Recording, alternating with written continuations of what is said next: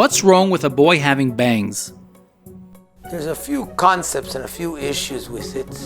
Let's start with one that's brought in Shulchan Aruch as a simple thing, and that's a chatzitza for the tefillin.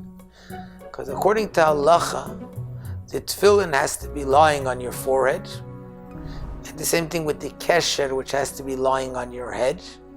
And it can't have a chatzitza, it can't have an interruption in between. Now, hair is not called a chatzitza. In fact, hair, even if it's very long, is not called a chatzitza. But if the hair is longer in one place than in the other, that makes it a chatzitza, that makes an issue. So simply bigashmias, putting on tefillin, you can't have that separation. The Rebbe also once spoke about the fact that the hair, it's covering up on the place that you put on tefillin. The place where you put on tefillin, you want to be proud of it. You don't want to be covering it.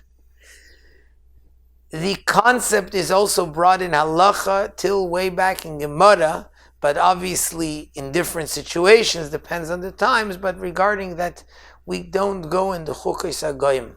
A Jew has to be separate and different in the goyim. Now, which way? Why do we do it differently? Because what they do is they have their hairstyles. It's for derech shachatz v'gaiva. It's for ways of haughtiness and pride of showing my ego.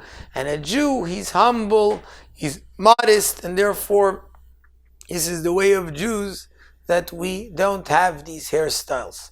So that's also the concept of just separating and being different from the goyim in the way that we don't have the gaiva, we don't have the haughtiness and pride, but rather we're humble and modest.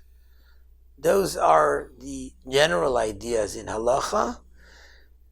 In Tanya, the Alter Rebbe brings that someone who's misalsel b'sayroi, someone who's playing with his hair, at that time he gets his chayes, he gets his sustenance from the shalosh klippos atmeis, from the cholos haklippos, from the places of the klippa. So that's something which is also in the Kabbalah concept of it.